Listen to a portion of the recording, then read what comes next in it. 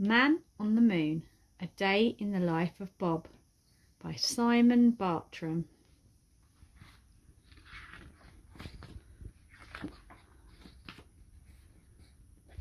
This is Bob. Perhaps you've heard people talk of him. You may know him better as the Man on the Moon.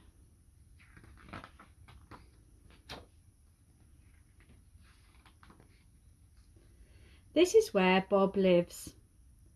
Every morning he rises at 6 o'clock.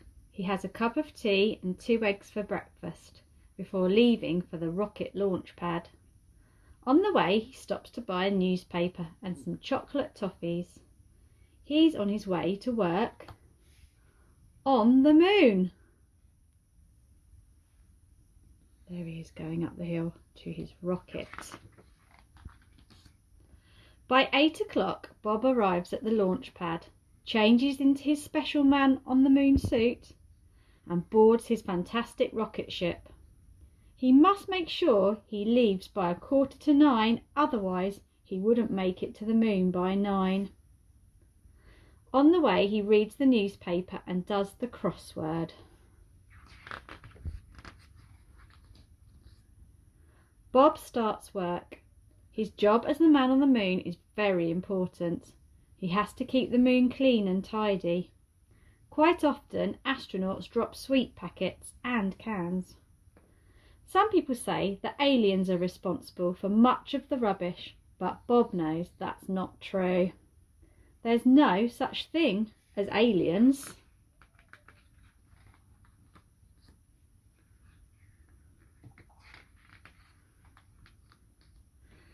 By 12:30, it's time to eat. Bob goes to his rocket ship to fetch his lunch box. This usually contains 2 sandwiches, either cheese or peanut butter, an apple and some chocolate-covered nuts. Sometimes he meets his friends for a picnic. His 2 best friends are Billy, the Man on Mars, and Sam, the Man on Saturn. They talk about the stars and tell jokes. After lunch, tourist spaceships start arriving from Earth. It's part of Bob's job to entertain them and give them something to photograph. So he does somersaults, handstands, and especially high moon jumps. Sometimes he performs for as long as 2 hours and is left quite out of puff.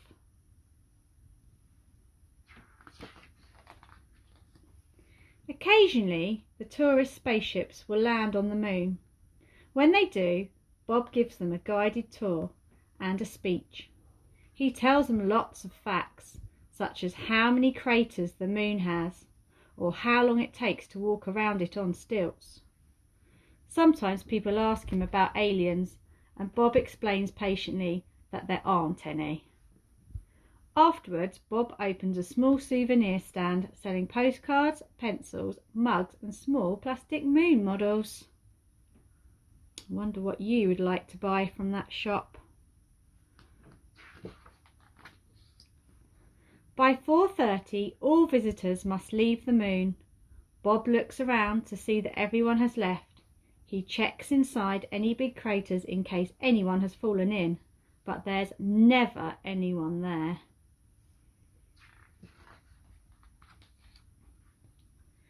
The working day is nearly over. It is time to check everything is in order before leaving for the night. Bob packs away his equipment and any unsold souvenirs into his rocket. He switches on the moon's nightlight before jetting off towards Earth. By this time he is very tired, but he still has to keep his wits about him while flying the rocket.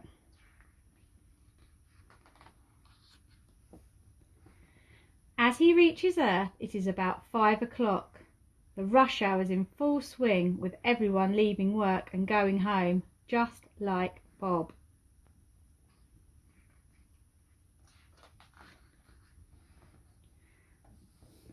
At home, Bob is just like anyone else.